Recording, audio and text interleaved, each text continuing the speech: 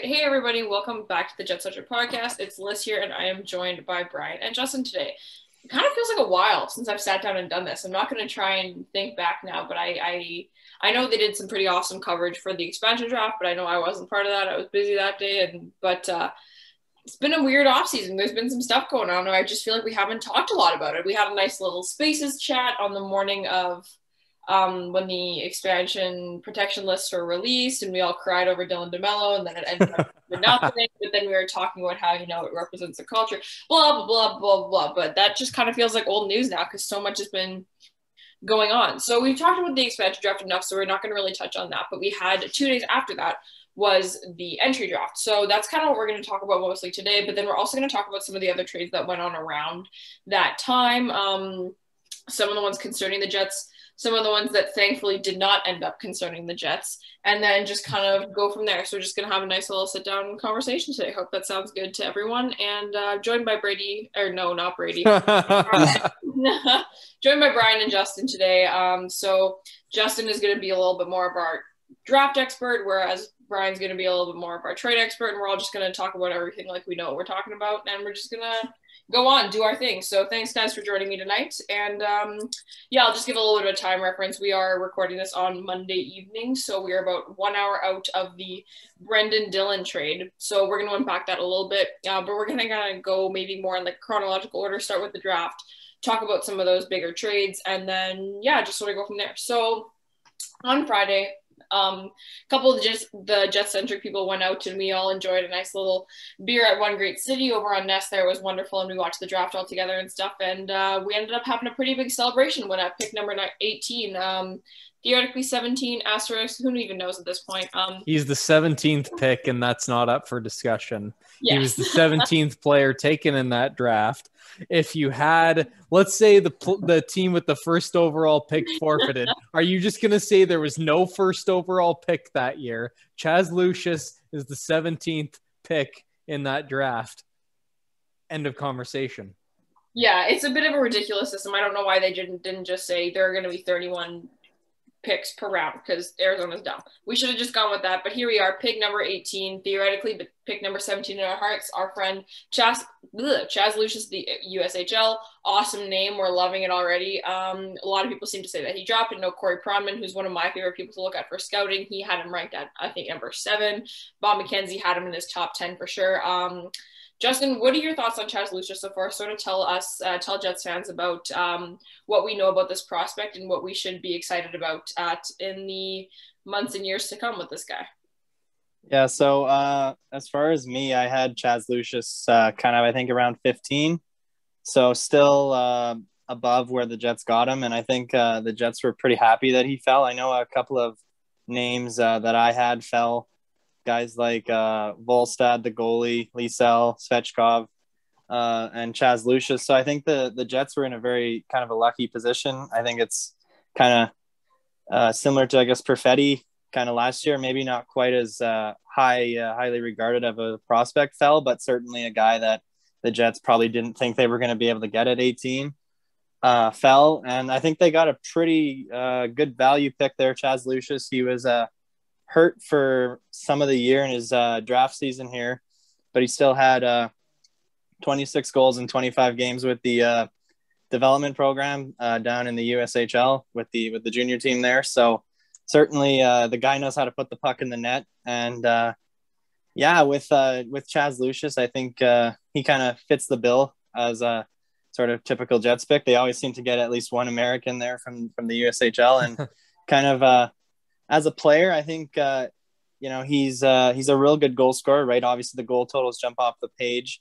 I think he's got a pretty good shot, but I think what really makes him such an effective scorer is he just gets into the right areas in the ice, and he sort of finds the space in between the defensemen or the sort of the soft areas of the ice, and whether that's backdoor or whether that's he kind of creeps into the slot, he gets himself in good areas, and that obviously helps put the puck in the net for him. He also has a really good shot. He's skilled, right? So he has pretty good hands. He's got, despite only 10 assists this season, he still is a decent playmaker. He kind of isn't as good in the defensive zone, and he's not a super good skater. So I think that's some of the reasons as to why he fell. Also, he had an injury, which took away a bunch of his sample, and I think maybe some of the scouts were concerned about the injury. But I don't think with Lucius, I don't think you're going to get. I mean, it's hard to project. He's 18, but I don't think you're really going to get a guy that's going to drive play. But he's going to be a guy that sort of can put the puck in the net, and I think he projects to maybe be like a middle six kind of a scorer as his sort of like if he hits his upside. However, I think if he kind of comes up to the Jets with Maurice as a head coach still, I don't think he's a guy that's going to fit in Maurice's bottom six. And so it might be a little troublesome for him to kind of get some footing in the NHL level. So, I think he's under Maurice, he's kind of top six or bust, right? He's that goal scorer finisher. So we'll see what kind of happens with him. But I think that was a really good pick. And the Jets got a pretty good one at 17. Yeah. If I could chime in, I guess, like it's a Jets, like it's a prototypical Jets pick, right? Like in the first round, they've typically just taken the guy who's fallen, and it's worked out for them for the most part. So like for me personally, I didn't know very much about this draft. But like in principle, I like to see that kind of thing where you're not reaching for the guy with a specific skill that you're looking for or any of that. You're just taking a guy that's, regarded as one of the better ones available kind of thing.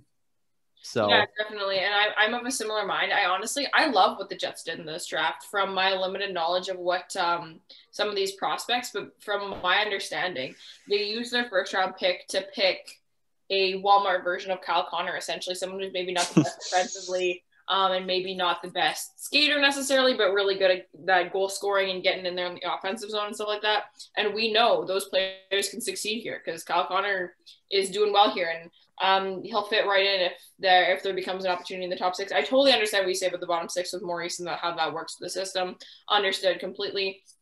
But it's not necessarily the Jets' fault that someone like this fell and they took him, and it's great. But then with their other picks, they didn't necessarily take the safe pick that fell, even though they sort of did a little bit. But they really they did a bit of a reach. Because if you're looking to get an NHLer, middle six guy, top six guy out of every single one of your picks and just trying to take the best guy available, it might end up being a little bit of a waste. You might end up getting your next Patrice Corbinier or Mark Flood or whatever the heck you want. But if you're doing those little reaches that we find that we did a little bit with what's his name, Johansson last year, I liked that pick because he may not turn into anything, but if not, he's a late round pick that turns into nothing. But if he does, it's something exciting. And I think that's what they did with some of the later round picks. So we can unpack those a bit. I don't think you can call a fifth round pick like a reach. Like Johansson was a guy who was ranked like anywhere from, the guys who do the rankings. I think he was ranked anywhere from like the second round to like the seventh, like it wasn't anywhere consensus on him. I don't think it was a reach by any means, but you picked the guy with upside, right? Right, it was an upside play, yeah, for sure. Yeah, to get at guy with upside, and reach was the wrong word, but looking at the best possible outcome with some guys and going for him, right? Someone who's like a safer pick necessarily. Oh yeah. Going for the big upside in the later rounds is something that I love, and I feel like that's what the Jets did here. That's kind of more what I meant. Yeah, that's a better. Yeah, in my experience, when you take you look at the quote unquote safe pick, those are the type of guys that don't usually make it. No, yeah, exactly.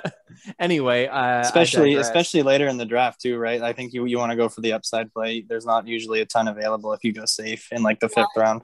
I don't think there's anything wrong with taking the safe pick in the first round because usually right, that's a pretty good player. But then as you get deeper, you go in the seventh round and you take a shot on the 250-pound whatever Dustin Byfuglien and say maybe this guy will turn into something, and then he does, right? So doing those kinds of things. I have no idea how much Dustin Byfuglien weighs. He probably weighs like 230, but kind of exaggerating here. But you get my point. Let's talk about the second round pick. This is another player that a lot of people seem to think dropped to the Jets, which is always exciting, but then also a little bit worrisome when you think about it too, because you're like, why did he drop so much? Like, because it's hard to give credit to someone when someone falls right in their lap, right? So that was Nikita Chibrikov, right, that we got in the second round. Yeah, Nikita Chibrikov in the second round, 50th overall. He's a guy that I like. I think I had him near the tail end of the first round. I kind of did a top 31, and he was in the mid to late 20s, I think. So I was a fan of the pick. I think there was a few names that kind of went above him that I would have really liked. Like Logan Stankoven was high on my board, and but I'm totally hyped with the pick. I think it's a pretty good selection. He bounced around between the three different leagues in Russia, the KHL, the VHL, and the MHL. So certainly wasn't a simple season for him. He kind of was bouncing around. And he played at the U18s too. I think he was on the line with Michkov there. The projected 23 is his draft class. One of the top guys. Mm-hmm. And so he had 13 points in 7 games, but I think at least some of that's inflated. Sort of riding shotgun with a guy as skilled as Michkov.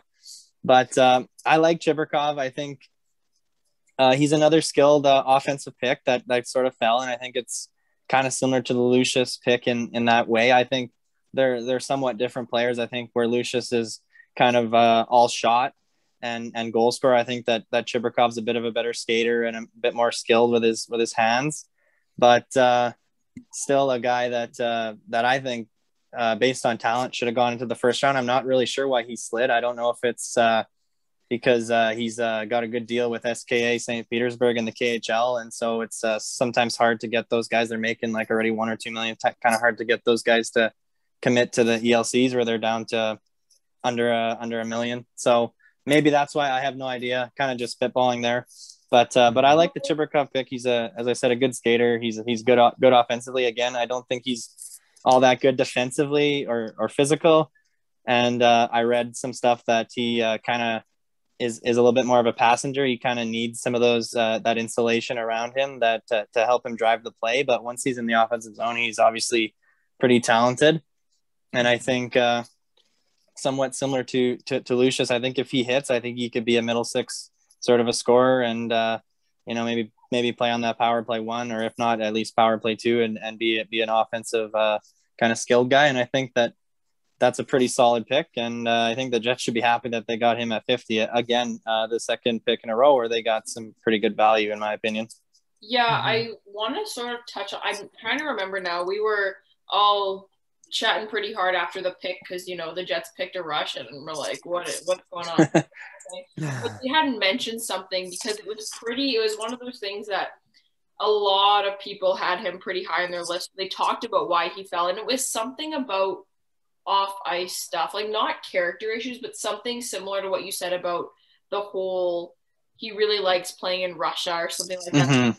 It's along those lines, I believe. So I think that's one of the reasons, but that I find more promising than like, he has like, like head injuries or something like that. Like one of those things that you just can't, like those awful career ending type things, whatever. Like, I think it's more, maybe that's something you can work with. I'm not sure. Like that's what, if someone like Chaz Lucius, if one of his greatest weaknesses is being a poor skater, or not poor, that's not fair, but like you can work with that, I think. Right. Yeah. Like, if he's wanting to come out of, if he's not necessarily wanting to come out of Russia, like if there was, I don't know, I think you can work with that. And if not, it's a second round pick, right? Like you got your guy in the first, and if not, we also have a guy in our third round? Which round did we not have a pick? 4? One of them we didn't. 7 we didn't have picks. Yeah. For which one, sorry? 4, 6, and 7 we didn't have 4, picks. 6, and 7. Okay, yeah. So our third rounder is also a little bit of a gamble, but it's an exciting gamble, and I like it. I love the upside of Dimitri Guzman, and let's talk about him a little bit. Yeah, so I was really happy when I saw that they were able to grab Guzman. There was a couple guys kind of in and around that third round that I wanted. I don't remember exactly who it was here. If I could pull it up, I think who was it? I think Brent Johnson that went to the Capitals a few picks before. He was the guy I was really eyeing up. But when I saw that Johnson went, I was really happy that they got Guzman. I think the headliner obviously is, if you haven't seen it, he got a lacrosse style goal at the U18s. And anytime you can see that from a defenseman, I think that, that's something you don't see every day. And so I think, you can get a skilled guy that's I've heard that he's got some really good smarts too, which is two of the kind of biggest things in defensemen that you're looking for. You want him to make the smart plays. And I think the fact that he has offensive upside makes him a really good gamble. The Jets kind of lacked that. Obviously, we were harping on them kind of all year with the big club. They didn't really do much activation. And I think that Guzman's a guy. He's obviously pretty raw. He's young. He's small. He's maybe going to be a few years down the road. But I think if you work with him, and there's a lot of potential there. I hope that they do the right things with him and they don't try to make him into something he's not. I think that he's an offensive defenseman, and they need to realize that, and they need to kind of let him do his thing, because that's where he's the I guess the best. In terms of his season, he had a pretty strong season in actually the Belarusian top flight, which isn't something or isn't a league you typically see a lot of guys being drafted out of. So certainly, I guess, sort of hard to really compare him to some of his other peers. But I think what really put him on the map in terms of this draft was his U18s, where he had 5 points in 5 games for Belarus, which is obviously one of the weaker teams. And the fact that a defenseman was able to score with that kind of success is obviously encouraging, and obviously the highlight reel goal. So I think, he's a guy that for a third round, I think it's a great bet. I think he has a pretty high ceiling. I think he's got a lot of the tools that you should be looking for in a modern defenseman. And I think, for a third round pick, I'm loving it. Yeah, you know what? I actually watched a little bit of stuff on him after the Jets picked him. I don't know if you guys are familiar with Will Scouch. Yeah, very at good Scouching. stuff. He does, his analysis of prospects. I don't know if there's a better guy out there in terms of the public sphere. Anyway, I watched his video on him, and then a few things stuck out to me. Obviously the skill in the offensive zone, but it seemed like, and a thing I really like in defensemen is he tended to break up the play early before it ever became dangerous. Like not even necessarily in the D zone. He's stepping up on plays all day long in the neutral zone from the things I saw there. And his results were very good in terms of that. Yeah, playing in a worse league, of course, but among the better guys in the whole draft, in terms of, stuff like shot attempt percentage, or, how many shot attempts the team's getting with him on the ice kind of thing. He wasn't taking a lot of point shots himself. He tended to cycle the puck a lot more, which is something that I like in a defenseman, especially one that doesn't have a great point shot. I know I rag on Stanley for that all the time, shooting a lot of low percentage point shots. Anyway, I digress, but I obviously don't know a whole heck of a lot about Dimitri Guzman, but the little bit I've seen is good. You wonder about the defensive game, like the actual defensive awareness in the zone. Does that outweigh the other good stuff? I don't know. And there's also, as I mentioned before, the league he's playing in, like you said, doesn't produce a lot of NHLers. But that's the type of thing that you swing on, after, the second round, when there's some decent guys still left. Third, fourth, fifth round, those are the guys you want to swing on, and hopefully you get an NHLer, and in a rare scenario, you might get a great NHLer out of them. I'm not saying I expect that out of Dimitri Guzman, but you didn't take a player who hasn't done anything and is only there because of size or grit or one of those things, right? Right, exactly. He has some translatable skills for sure. Yeah, it doesn't. It reminds me of the Johannesson pick a little bit, honestly.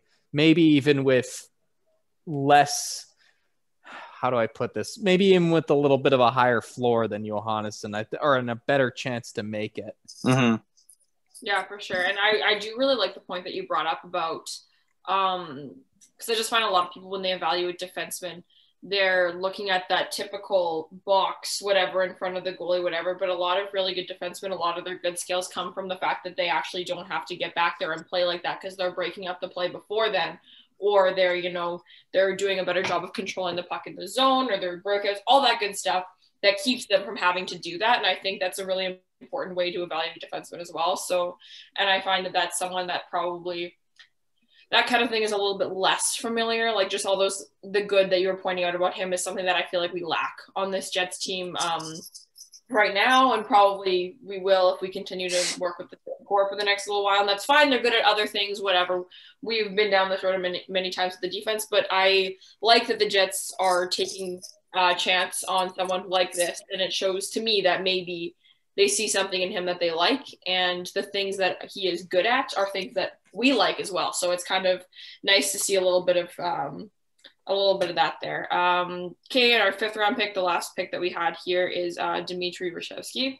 I'll be honest, I know 0 things about this man. I literally didn't even remember how to pronounce his first name or last name, so I had to go pick it up. He plays in the MHL in Russia. 5th round pick, 146 overall. Justin, what do you got to say about him? Yeah, so I'll be honest with you. I had no clue who this guy was when the Jets picked him. I sort of only looked into the guys who were first-year eligible beforehand coming into the draft. So I really didn't have a ton on him. But I kind of, after the draft, read about him, and I heard that he probably would have gotten picked in last year's draft. But sort of similar to Chibrikov, he he's got a KHL deal, and teams were sort of afraid that he wasn't going to come over and kind of just stay in the KHL. But I think it was Corey Pronman in The Athletic, or there was some sort of an article that sort of said that what's his name, Reshevsky? Yeah, Reshevsky. Yeah, that he'd be willing to come over to the Jets and play a few seasons even in the Moose if need be. So I guess that's encouraging. I think in terms of skill, he's got some of that. I know eliteprospects.com, who they have a pretty good team with Mitch Brown and Cam Robinson leading the charge. They had him rated at 100. They were the only outlet that had him rated, but getting him at 146, the guy who's rated 100, I think is some pretty good value. And also, they Elite Prospects had the first 3 Jets picks on their top 42. So I think in terms of that, they got some really good value picks here. And I thought that because the first 3 picks were such, I don't know about home runs, but they were so solid that I was fine if they kind of went off the board here. And I guess you could kind of call Reshevsky that. It's certainly not a guy that's got a very high floor, but I think that he has some interesting upside. He had a really breakout season last year in the MHL. He had 74 points at 61 games, well over point per game. And then this year he bounced around the VHL, the MHL, KHL, all over the place. He played for 5 different teams in those 3 different leagues. So kind of all over the place, kind of hard to get a gauge on him, but he did have pretty solid VHL production, which is the 2nd tier in Russia. So anytime you can get that, he's 20 years of age. Obviously he's an older kid, but anytime you can get production in a men's league like that as a 19, 20-year-old, it's certainly encouraging. And sounds like he might be going to the KHL next year, so we'll be able to see him kind of in the big league. And with a 4th round pick, after you had the kind of 3 solid picks sort of behind him, I think that it's totally fine to go with a guy that's kind of a little less widely known. Yeah, absolutely. Yeah. So, I was just gonna say I didn't know who he was before the draft. I still don't really know who he is, but smart people I've seen said it's a solid pick, so I'm just gonna go with that. Not that adds anything at all to this discussion. I wanted to say something. Fair enough. Yeah, for sure. No, I'm similar. But what would you say? How do you feel all in all about the draft, Justin? Yeah, well, I think it's 3 really solid value picks, and then a fourth that's a little bit more of a wild card. But really the key is that you don't pull an Ottawa Senators and like screw around with your 10th overall pick. And, like they kind of did with Ty Boucher, and, even their second round pick was pretty questionable. So it was 10th overall. Yeah, it was 10th overall. Yeah, it was top 10. Like, even on the same team, like Chaz Lucius would have been a more solid bet at 10 than who the Sens got. So, I mean, with Boucher. So, you can't really ask much more out of the Jets. I think that they, again, had a pretty solid draft and kind of sort of following the path that they have in years past, where they kind of just grab the guy that falls and, even they did that with the second pick. I know sometimes when they get that, they kind of like to get a little bit more riskier with the second pick, but this time around they kind of, got that twice. And then I think a really fun project in Guzman, who I'm really looking forward to sort of keep tabs with his development over the next few years. And yeah, I think it was, I would have liked the Jets to obviously have more picks. I think for a team in their state that kind of doesn't have a ton of depth in their prospect pool, obviously, you'd like a few more picks, but I think with the picks that they had, I'm very pleased. Yeah, fair enough. And I think that's probably a pretty good consensus. Like, I don't think there's anyone that's, raging about how terrible of a draft it was. I think people are pretty happy with it. And then, when you look at random reporters from across the league and stuff, they have their draft winners and losers. I've definitely seen the Jets on a lot more winners list than losers list. So I'd rather have a benign draft than a terrible one. So personally, yeah, I'm happy with how it went too. I find that usually I'm pretty impressed with how the Jets draft. We do give some credit to picks falling into their lap. We've talked about that already, but there is something to be said for them not doing the whole reaching thing and picking some guy for team need that isn't going to be ready for 4 years. I've never really understood that, other than like maybe goalies. I just think it's kind of odd. But like whatever, what do I know, right? So why don't we talk a little bit about some of the trades that happened?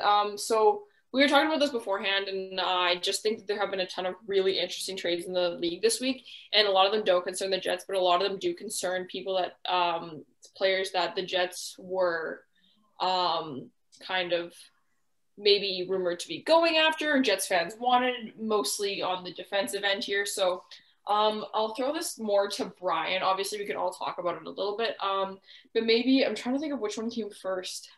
Do you want to start off with the Seth Jones one? Was that first? First. I don't might have been. I'm trying to load it on. I think the Ristolainen one was first. Was it? Yeah, actually. Yeah, right. Yeah, it was. He's correct. Okay. Well, there's Shane Gostisbehere. Oh yeah, the day before. Should we include that in our discussion? Yeah, for sure. Yeah. So. Here's what happened. Everybody knows, I'm sure, that's listening to this, but the Flyers send Shane Gostisbehere to the Arizona Coyotes with his $4.5 million a year cap hit, and they pay a second round pick and a 7th round pick to do that,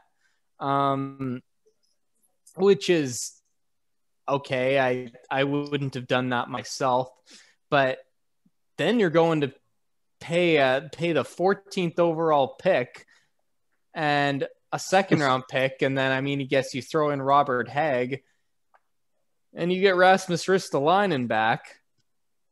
Yeesh. What are you doing? Have you watched Rasmus Ristolainen play?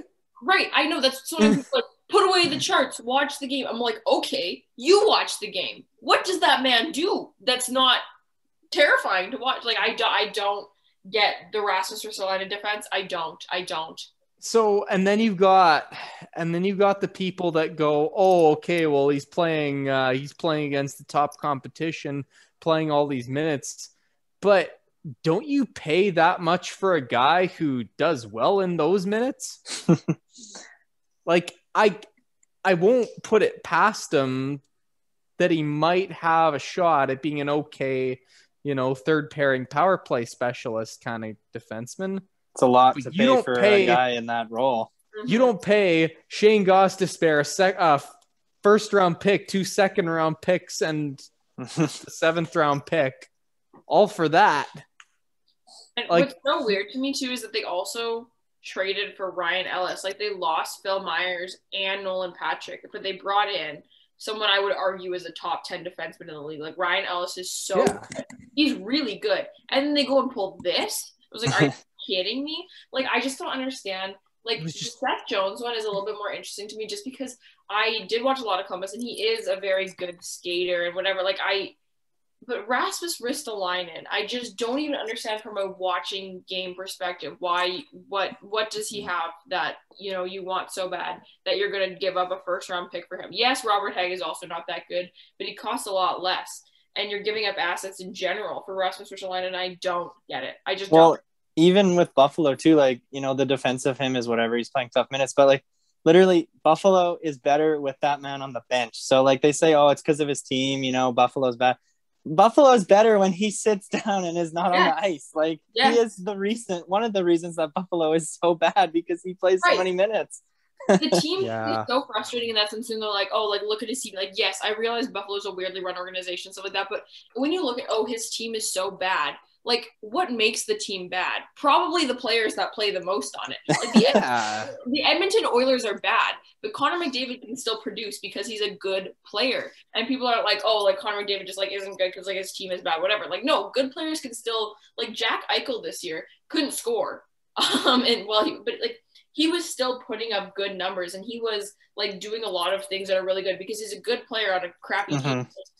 I don't get it. Like, that whole – Patrick Bacon and I went into a huge thing. It's just so funny. We're having like a double conversation, like the whole bad guy, oh, it's because bad team. And then also Rasmus Ristolainen maybe could be a third pairing like power play specialist, whatever. He's essentially like Tyson Barrie at this point, but like slightly less usable. Like, I don't even know. Like, I just, that one is so confusing to me. I just don't get it. Yeah, well, they still look at points and ice time as their main kind of, I guess, player assessments, if you will. And I mean, we've known for a while that's a flawed way of looking at things, like, especially for defensemen. That's just going to that's going to be highly correlated with points are going to be highly correlated with ice time and specifically power play time.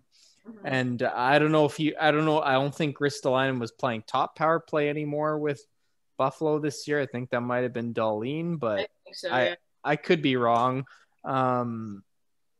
But yeah, I mean, you got to kind of move past that as far as the assessment goes. He didn't even put up a ton of points this year. It's like 18 in like 40 something games, if I recall correctly. Which I don't read into points for defensemen. No. Yeah.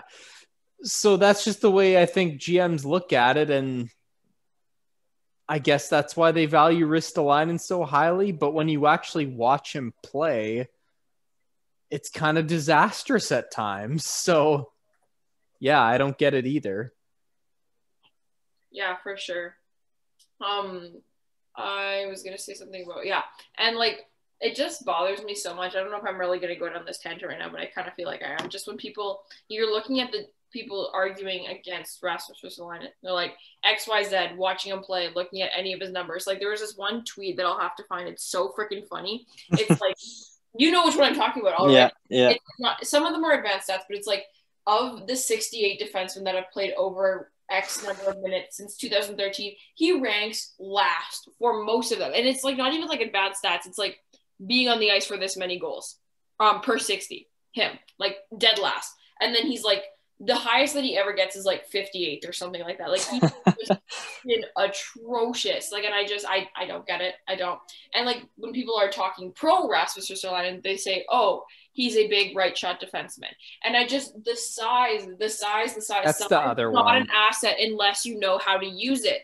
And like, it doesn't compensate for you being bad. Like, it doesn't make you good. It doesn't do anything to make you good. Like, it's just an added bonus if it works into your style of game. If you're already good, it doesn't make you good. And it just makes me so mad when people use that as their, oh, big right shot defenseman, Seth Jones, big left shot defenseman. No, that's not good enough. Yeah, people tend to look at it as like the player is this good and then he's this big. So but it's not like that. That, like, the size is going to be part of why they're good. If they're big, that's usually, if they're big and good, they can typically use their size to their advantage. But like you said, Liz, sometimes they can't, right? So, but people will look at like Logan Stanley, for instance, and like he hasn't done anything of note to suggest he's going to be like any high-end defenseman or maybe even a top 4 defenseman. But people are like, okay, well, he's done this, but he's also big. It's like, yeah, but being big is part of what made him as good as he is now. It's not like you can add that on as a bonus, if you get what I'm saying. Yeah, right. So like for Stanley, he was good in a third pairing sheltered role as a third line D. And so that's his results. That's his output. He's that good partially because of his size. Yeah. And you don't get to stack, okay, he got third line minutes. Oh, but he's big. Now maybe he's second line D. Like it doesn't work like that. It's results are results, and height plays a part into that output. Yeah, absolutely. Like I think about I know we're talking about Logan Stanley and never. Yeah, sorry. I'm not trying to take. I'm not.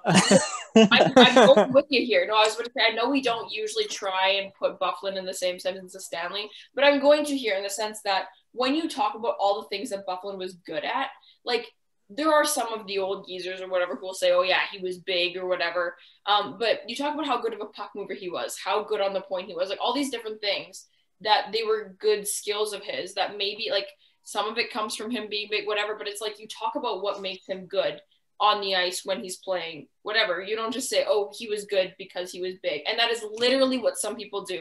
Oh, if he's big, that means he's tough. No, it doesn't. And being tough doesn't do anything if you suck at hockey. And I'm not saying Logan Stanley sucks at hockey, but if that's how you're going to defend an acquisition by saying he's tough, is he good at anything else? Is he going to be like a freaking, what's the word I'm looking for? Like he's like a liability every time you're on the ice, but oh, he's going to cross-check a guy once, so that makes him good.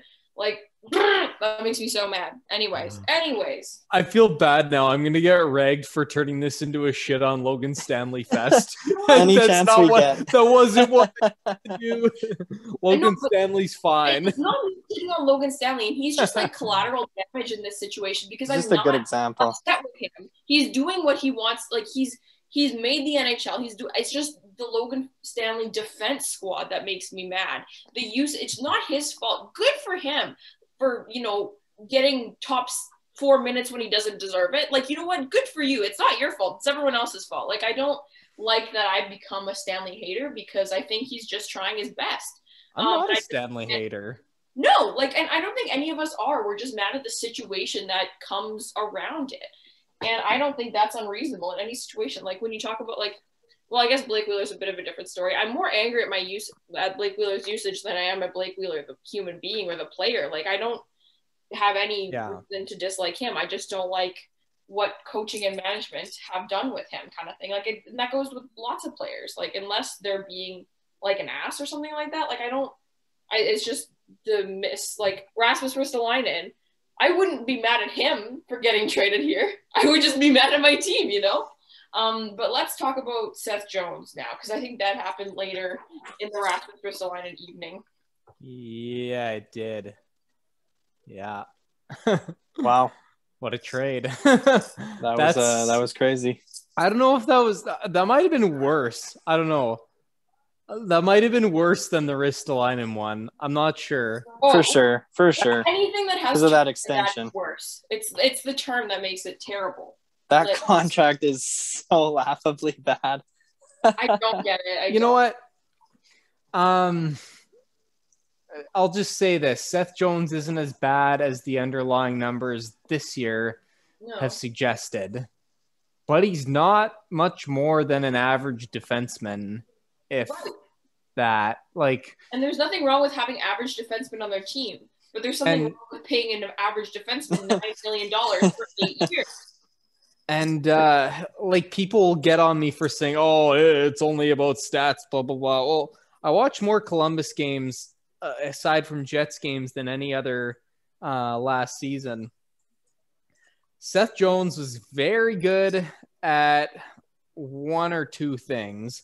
carrying the puck through the neutral zone, and winning battles in his own zone. Still out of position a lot of times in his own zone. Regardless, he could get the puck into the offensive zone, but once he got there, it's like he was ahead of his team and didn't want to continue like on the rush. So he'd almost stop at the blue line and then just, fire a dump in behind the net afterwards, which is, as good as a dump in from center. Or you have to wonder if some of that also comes from coaching too. Yeah. So that but I totally understand what you mean. And people are like, oh, like Seth Jones would be an upgrade from Derek Forbort. Like, no shit. Like, I don't think that Seth Jones is the best, the worst defenseman in the league by any means. I think he's mid to higher tier as far as defensemen go. But when you're looking at the opportunity cost of the acquisition of a player like Seth Jones, what it would cost to bring him in, that's your first pairing guy that you're bringing in. I'd rather bring in many, many other guys for my first pairing. I'd rather have Derek Forbort at $1 million than Seth Jones at $9 million. Like, that's just how it is, right? So when people are ragging on Seth Jones, it's just, like the way that he's perceived kind of thing more than, like, no one thinks that he's terrible, I don't think, right? So. No, I mean, some guys that follow this, like, that only, like, look at stats and don't watch the game, they might say, oh, look how bad he was this year. It's just going to continue like that. Well, it probably won't. He'll probably still be, a decent player. But $9.5 million, holy crap, that's a lot for a guy who's never put up real high-end results, aside from points and ice time, which, like I said, that's how teams still evaluate, is with those two metrics. And the term too, like he's 26, so he has one more year on his current deal, and then he has 8 years, so that's going to be 9 years. They're going to take him till he's 35 at $9.5 million. Like, there might be like a second pairing defenseman there. That's maybe if you coach him and if you acclimate him into the right system and you insulate him. Like, that's so much that you have to go out of your way just to make this $9.5 million investment look okay. And like, there's so much downside that could still possibly go wrong. Yeah. So it's just like bananas to me, like such a risky bet. And I don't get why the Hawks did this. Like, maybe the brother reunion, maybe they want the Trump card. I don't know what happened, but like, I just think that, like, it's so hard to look at the market like from year to year, whatever. But it's like, okay, within a couple days, Cale Makar signed to 6x9. Everyone, nice. But I just don't understand, like, how you could watch any of the game, like anything, the stats, the games, like any tape that you watch. What makes you think that Seth Jones deserves more term than Cale Makar? Like, maybe just because he's older, so you have more of a sample, but I don't need any more of Cale Makar to know that is a good defenseman. Mm-hmm. So, whatever. I don't even know anymore. Well, let's talk about the return for a sec, too. Adam Bocquest, who is an excellent prospect. He's trending to be, certainly a top 4 guy, if not a top pair guy. A first round pick from this year, which turned into Cole Sillinger, who great prospect. I liked as a prospect. He was one of the few names that I did know and looked into before the draft. He was one of my favorite prospects. I think they got a great player there. And Alexei Hamoselny, if I pronounced that correctly. I don't know who that is, to be honest with you. He was their second round pick, and another conditional first round pick in 2022. The condition, if Chicago wins one of the 2022 draft lotteries. Don't get the wording there. Conditions are so funny. I love that. The pick becomes their 2023 first round pick. So basically it's just a lottery protection. Okay. But that's 2 first round picks, a second round pick, and Adam Bocquest, which is easily a first round pick value. Yep. So That's You're a huge paying haul. that and then giving Seth Jones a massive contract. Right. And yeah, so basically, I should add to that. The Jackets did give them Tampa's first round pick this year as well. I guess so that offsets that a little bit. That's the 32nd overall pick was Nolan Allen. Again, late first round pick, not huge value with that selection, but still, that's crazy. Absolutely crazy. And that's what's the best part about it to me too is that Columbus literally could have let him walk for free in 10 months. Yet, and they got this massive haul to get rid of what was basically a liability to them at this point. He wasn't I don't even know. It's hilarious to me that the return was so big. Yes, they got the extension, but I don't think Columbus was going to extend him that much. They're not losing out on anything but 1 year of Seth Jones. Yeah, he wasn't going to sign back. He wasn't going to sign with Columbus.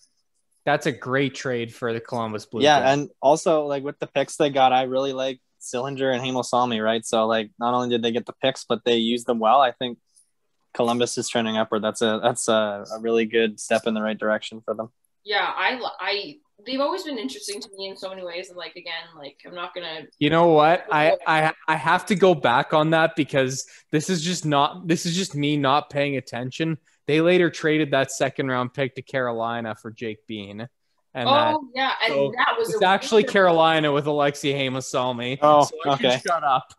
No, but on that's Jake Bean was a great pickup for them. He hasn't had a lot of results in the NHL because he's quite young. But I love that. I love that trade. Trading a second for a not yet proven prospect, but someone that's going to be pretty dang good. I love it. I love that move from Columbus, and I wanted the Jets to do it. Not that it would have been a massive upgrade in any way kind of thing, but I just think it's the kind of gamble that you make.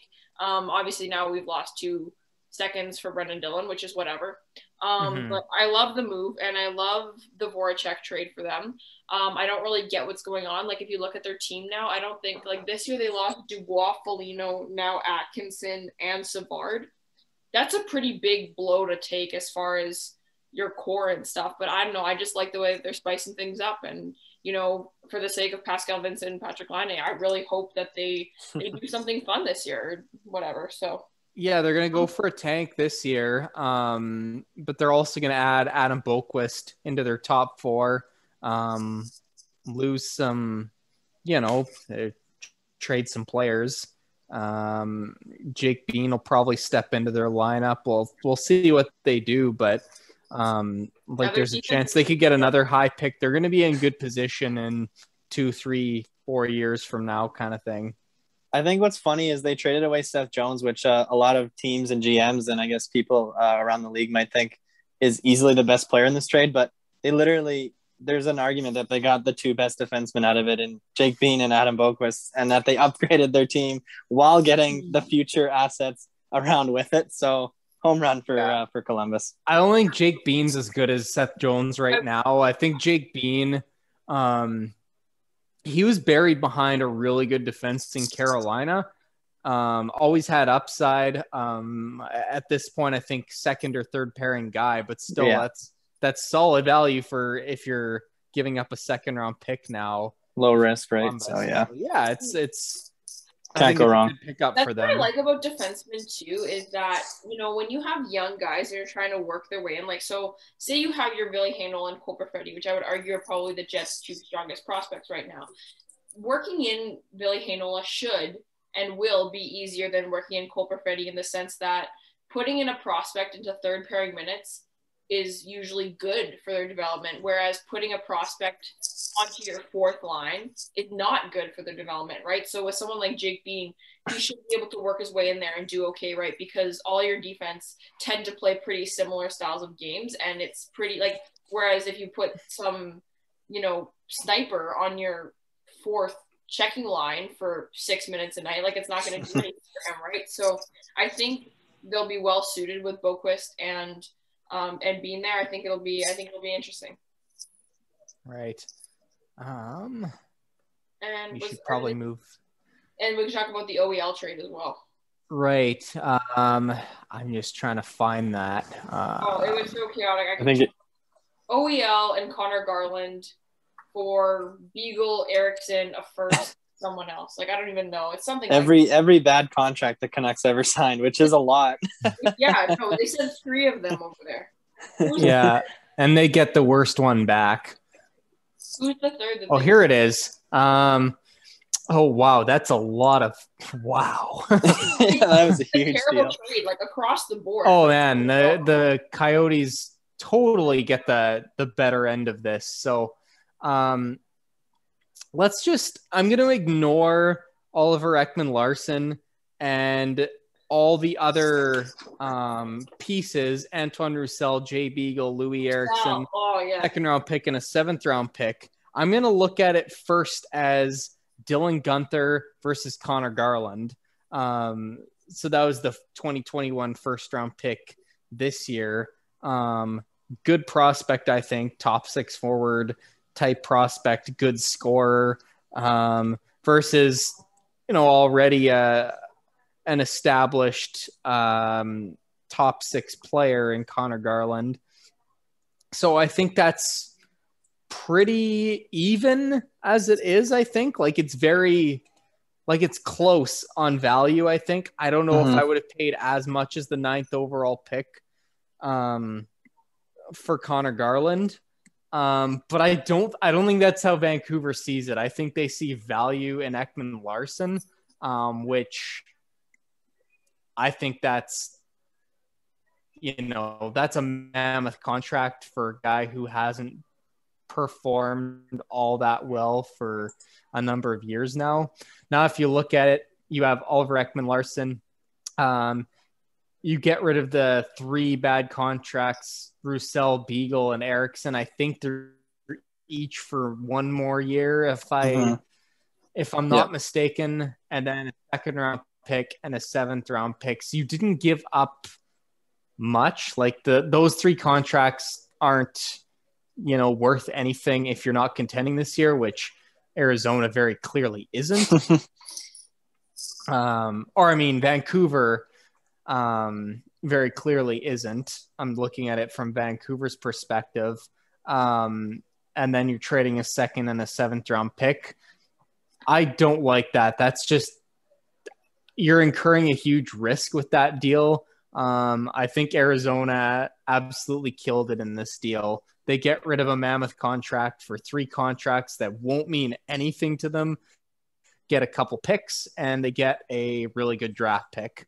So I really like it. No, fair enough. I think it's one of those things that definitely looks worse at face value because of Louis Erickson and Jay Beagle, like all that good stuff. But yeah, like the OEL, basically, I look at it as an OEL cap dump because that man makes a lot of money for a defenseman to begin with.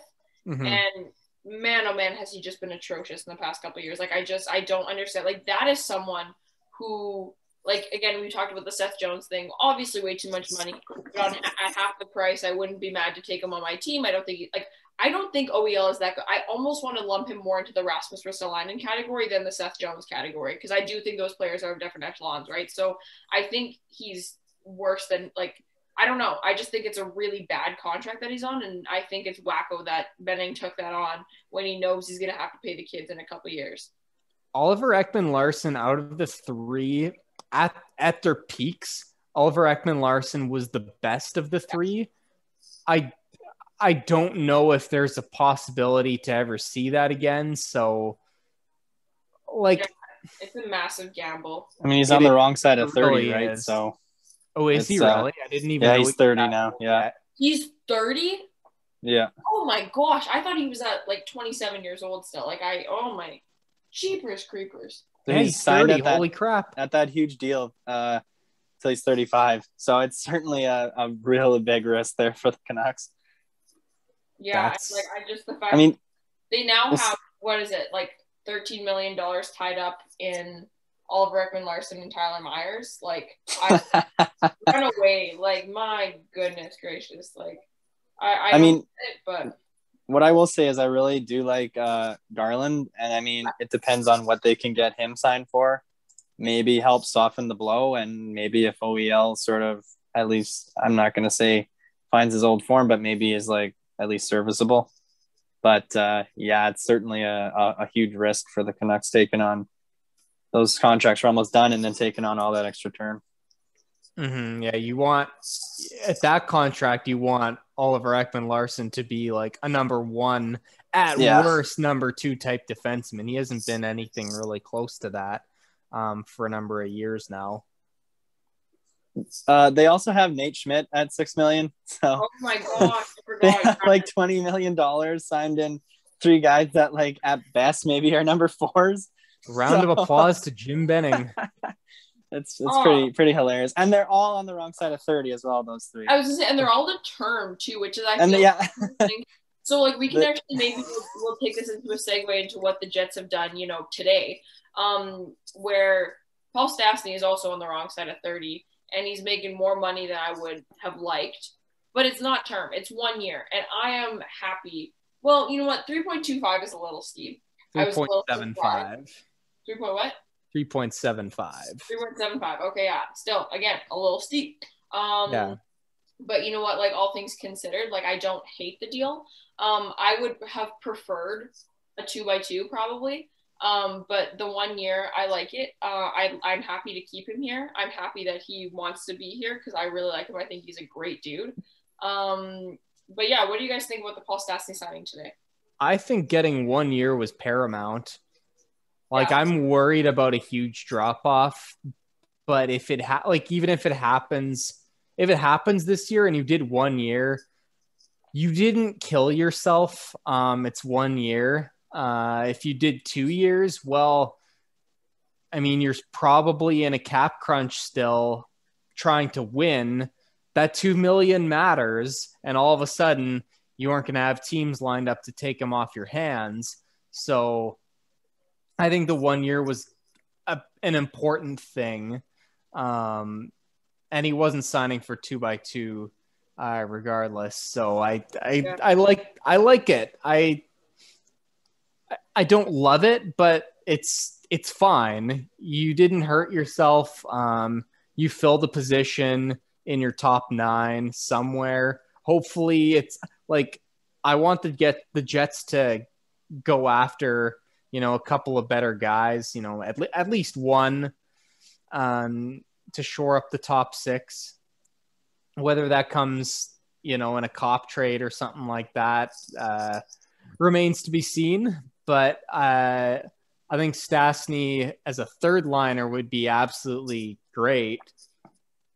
But yeah, I guess we'll see where that goes from here. I certainly like the signing. Like, I think a cup winning team can have Mark Scheifele when he's good as their top line center. Pierre-Luc Dubois is the second. Paul Stastny is the third. Adam Lowry is the fourth. I think it's a great setup. I would love to see the Jets play them that way, and I think I would prefer to see Dubois as the first line center if he can get his act together. I would love to see it because then you can run 4 lines a little better and stuff like that. I just think that we're in a good situation for next year. I don't know if Justin, you want to. I know you're looking at me like that. I don't know how you can have Dubois ahead of Scheifele after that season. Even Stastny. No, I said that's enough. If he gets his act together, I said. So, okay, fair. If I could, counting on him having a better season, but like I don't know. Yeah, I guess I think that center depth would be solid but overrated. Like, I think you can win with that, but you need elite talent on the wings if that's what you're going to have at center, I think. Yeah. Like, Scheifele, I think, can play 1C. I don't think he's not a high-end 1C. I think he's probably a 1C. Well, a true 1C is a Sidney Crosby who can be a 1C with a 3 left wing and a 3 right wing. Mark Scheifele to be a 1C needs a 1 left wing and a 1 right wing, and those aren't always easy to come by, right? So I think that's probably where that comes into play. You have a 1 right wing with Ehlers. just a matter of finding the right complement on the other side. I think like Scheifele, Ehlers could be a good pair. Well, Perfetti. Yeah, that'd be an interesting one. I've certainly like thought about a Perfetti, Scheifele, Ehlers line. Just don't start them in the defensive zone. Yeah. But yeah, I've honestly thought about that. I think Perfetti and Ehlers could be particularly a really good pair together. Yeah, I'd be maybe a little early for Perfetti. I don't know, but yeah, no, I think I have a feeling that I don't know if this is the way the Jets are going to roll with it, but I think you could like Perfetti and Wheeler should essentially switch out in my mind. Like I think once Perfetti is ready is going to be once Wheeler needs to get out of there, and I think that time is probably almost now. Maybe already. I don't know. Like I think they're going to be almost interchangeable. I don't know if that's the way they're going to roll. They might run Blake Wheeler at top 6 into the ground until he passes away. But it'll be interesting to see because, yeah, right now, now that we have Stastny back as a guarantee and we have 1 year left in the Dubois contract, like you have your Connor Scheifele, Wheeler, Ehlers, Dubois, Stastny. Which of those guys is going to come out of this top 6 for Cole Perfetti? Probably none of them. And you don't want to see that poor kid rot away on the 3rd or 4th line, right? So it'll be interesting to see what happens. I want to see Perfetti play center, honestly. Like I think his skill set fits better at center ice. I agree. He's not the best skater, but he's so smart, such a precise passer, such a good positional player. I think that works perfectly if you have skilled wingers to put him with. Mm-hmm. I love to see him and Kyle Connor. Like I think he'd be so good at giving Kyle Connor the puck where he needs to have it, and because Kyle Connor's pretty good in tight there, and when he gets the puck on his stick like he does. But yeah, he's not the same playmaker that Cole Perfetti is, so it'd be interesting. I'd love to see them just play around with it and stuff and see what happens. But just make sure you have a great defensive winger good defensive winger on the other side. Yeah, those don't exist in Winnipeg, so try again next year. Well, Mason Appleton used to exist, but he's gone now. So we should probably move on to the trade we made today, eh? Yeah, I was gonna say we'll jump over there. But yeah, quick shout out to rest in peace, Mason Appleton's career as a Winnipeg Jet. We will miss him dearly, and I know we got all very, very carried away with the Jamel versus Stanley thing, but nobody wanted to lose Appleton. We quite liked him. We will miss him dearly. But yeah, anyways. But yeah, trade today. 2 second-round picks for Brendan Dillon of the Washington Capitals, who is on a 3-year deal, I believe. After, I think he's got 3 more seasons left on his contract where he makes almost 4. 3.9. Yeah. Almost 4. Yeah. So, Justin, what are your thoughts on that trade initially? Yeah, well, I mean, it's good. Like, I mean, I like the player, Brendan Dillon. I think he's a huge upgrade on Forbert. I think he's a player that Maurice will be willing to play and utilize him in the right role, right? He's good defensively and on the penalty kill and sort of, I think he's a perfect fit to replace Forbert on the second pair with Neil Pionk. And I think that would be a very effective, at worst, second pair, and possibly even a low end first pair. So I think it's good. He's on a pretty good contract, $3.9 million. He is 30, but like I'm willing to take that risk considering the Jets had a very weak defensive core, and I think that he shores it up. I think, the 2 seconds, it might be a little steep, but I'm honestly fine with it. I think that, if the Jets kept those 2 seconds, I think you might be lucky to get a guy in that range that'll turn out to be as good as Brendan Dillon. And so I'm totally fine with the cost, and I like the player, and I think he's a good fit. And he's much needed to shore up the defense, and he's a lot better than some of these bigger names that costed a lot more. And so I'm glad that Cheveldayoff waited for the opportunity to get somebody who's actually good. The one concern, I guess, is that he cuts into Heinola's ice time possibly next year. And, that's more so on the coach, though, than the move itself. So I'm really a fan of the Dillon acquisition for sure. Yeah, I agree. And I think a lot of it comes from like when it came to like the risk on line trade, whatever. It's like I don't really care looking at the intricacies too much. I'm just glad my team didn't do it, and I think this is a very safe bet that prevents us from going after, someone. I guess a lot of the ones we were terrified of have already made their moves, and that's that. But I just think it could have been a hell of a lot worse. So I'm feeling pretty good about it. But do you think that means, I guess he's like, this signing, do you think we've seen the last of Derek Forbort as a Winnipeg Jet? Oh yeah. I think for sure. I think it was reported that that he was probably going to sign in Boston. Yeah, you're right. Okay, yeah. So, and you know what? Like, he was serviceable. I didn't hate Derek Forbort.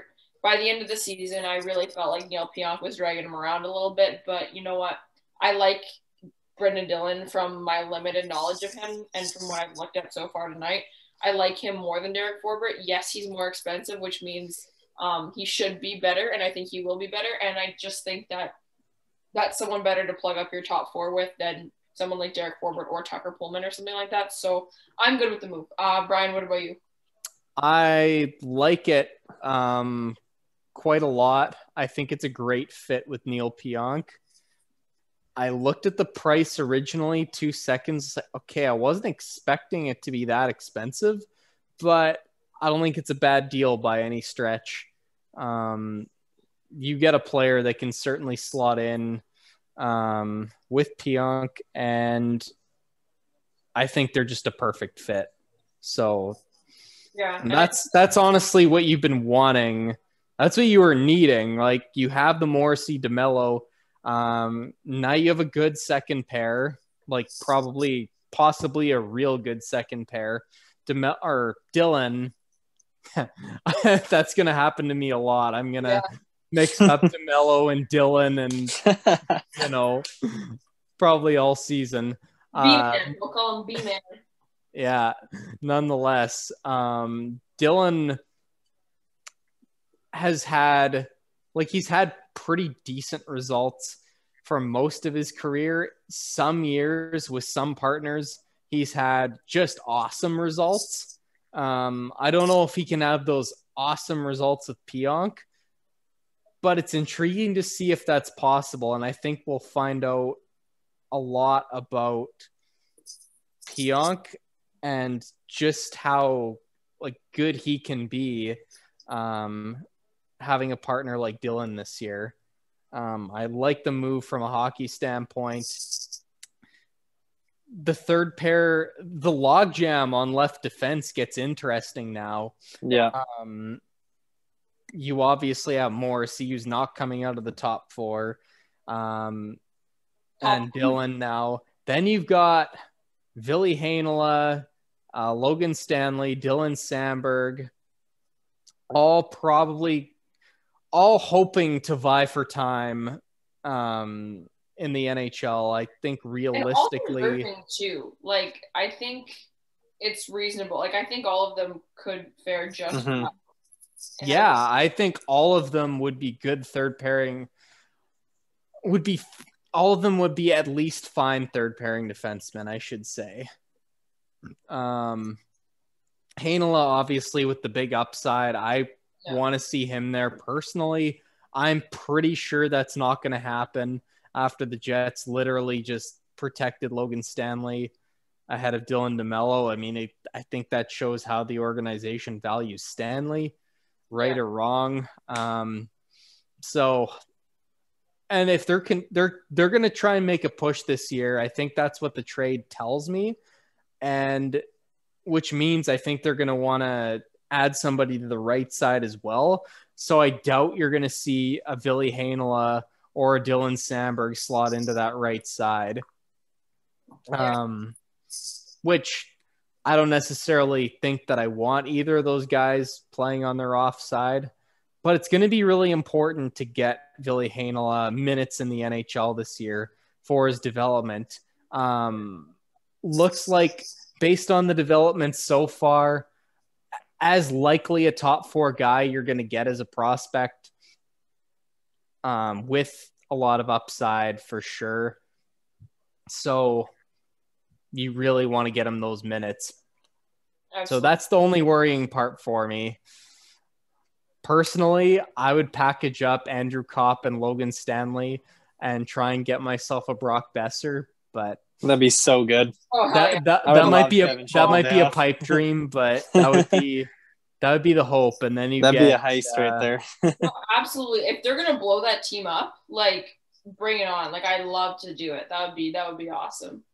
If they're really focused on their Pedersen Hughes and they're gonna go with that and try and be good in 5 years or something like that, give me Brock Besser. I'd love it. But yeah, I would love to see an Andrew Copp Logan Stanley package go somewhere, even if it's for a defenseman or something. I don't even know. I just think it'd be dope. And I'd love to see us bring in Jake McCabe. And maybe that means Heinola starts the season off on his offhand, and then when Jake McCabe is healthy, he slots in, and they realize that that Ville Heinola is so good that Logan Stanley gets the boot, and then Ville Heinola. That's my dream. I don't know about you guys. I don't think a Jake McCabe signing is particularly likely at all, given the Dillon trade now, which is fine. Like I think they're fairly similar players, to be honest with you. Yeah, I would just like to have someone good on right defense. That's all I'm asking. I would like. Is Mike Riley a left or a right-handed defenseman? No, he's a left. So is McCabe, though. McCabe's a left. But there's not much for right-handed defensemen on the market. There's Dougie Hamilton. Colin Miller? Well, he's still got 1 year left in Buffalo. I know, but if we traded Logan Stanley for him, 1 for 1. No, I would think that's not even a good trade, to be honest with you. Oh, interesting. I thought Colin Miller was okay, but he was okay. He was good in Vegas he was really good in Vegas, I should say, in a more sheltered role. A lot of guys worked good in Vegas. Yeah. Good team they got going. He hasn't been so good the last couple of years. Not the smartest player, to be honest with you. Like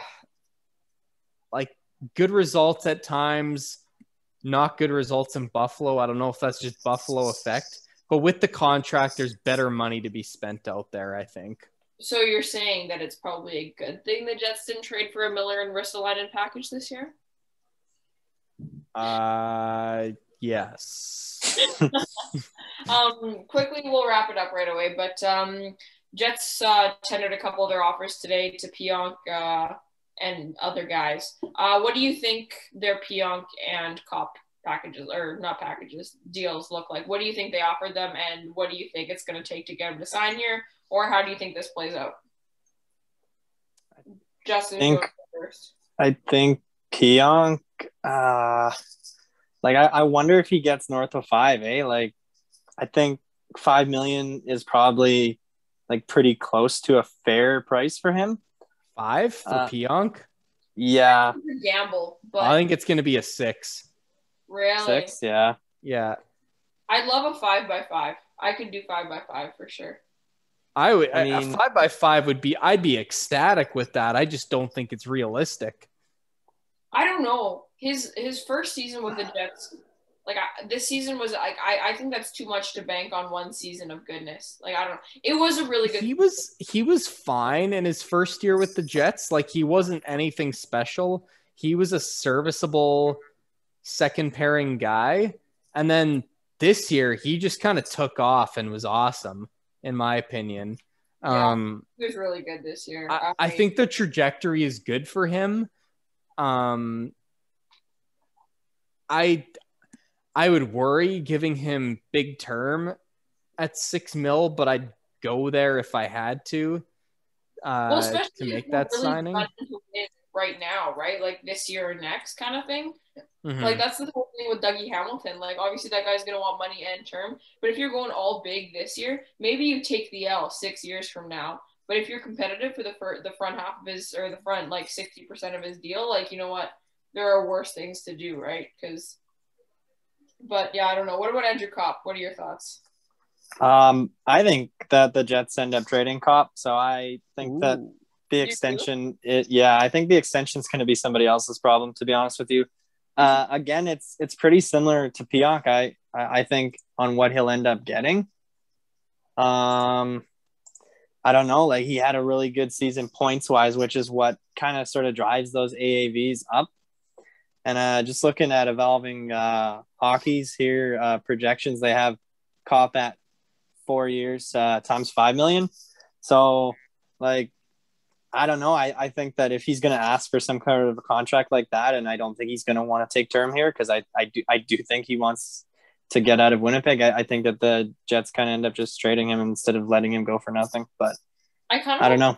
Just because, like, I don't know. I just don't see where it fits. Like, I don't love him in a third pairing role. I don't think that's his shtick. I don't think, and third line on another team is different than third line in Winnipeg. I think, like, a lot of, like, if they're committed to running the Adam Lowry checking line, I don't think that that's what's best for that line or what's best for Andrew Copp. So and he's going to be pretty valuable. So I'd love to see them trade him. I think it'd be a really best case scenario situation, depending on what the return is for the Jets, obviously. But yeah, I don't know. Yeah, I don't know what's going to happen with Copp. But yeah, I really don't know. I thought if they didn't think they could sign him, then maybe they would trade him before the expansion draft. I thought that might have been a possibility. But I think now, especially with the logjam you have at left defense, if you could package him up with one of your defensemen and get a really good player, like, I think that's a possibility for sure. And maybe something they should look at, especially if they're going to try and contend in the coming seasons. Probably just this season. I don't know if it's realistic after this season. Regardless, go get the Brendan Dillons, not necessarily the big name like the David Savard free agents, whatever. Go get the guys that maybe aren't on everyone's radar and bring them in and see what happens. I don't know. I would have loved to see them bring in Pavel Buchnevich. Oh, yeah, absolutely. That was so cheap too, hey? That was so cheap. Oh, yeah. I'm a little mad about that. Sammy Blais, are you kidding me? Sam Reinhart, I would have paid that for Sam Reinhart. What did he go for again? A first and a prospect, I think. Yeah. And a goalie. Devin Levy or Leva, I don't know how to say it. Levi. He was our World Junior goalie this year. Right. He's fine. He's good. Like, I don't know, but like gambling on young goalies is whatever. Like I look at it more first plus a lottery ticket kind of thing. Like, I don't know. Like I would have. Sam Reinhart's good. I don't know if that's necessarily what we need right now, but Pavel Buchnevich definitely would have been a sweet ad. I think the Jets need a play driving winger, and Buchnevich is that in spades. Yeah, and then push. I don't even know. That means you push your. Well, you're trying to push. Like, I don't know if the Jets are looking at it this way. You're trying to push Blake Wheeler out of the top 6. We all know that's how we're all looking at it. So. Blake Wheeler on the third line would be really nice. I'm good at it too. Yeah. Anyway, we'll wrap it up. So this was fun. It was nice to sit down and sort of talk about this kind of stuff. I have a feeling free agency is going to be super fun league-wide come Wednesday. So we're looking forward to that. Hopefully we'll get this episode out here before then. But other than that, we're looking to just do, a little bit more kind of coverage throughout the offseason, just as things come up, as things become more interesting. And we're always around on Twitter, on TikTok now. And on all kinds of, we're always around to have conversations about what's going on in the league. So make sure you're following us on Twitter. And thanks as always for your support. We appreciate it.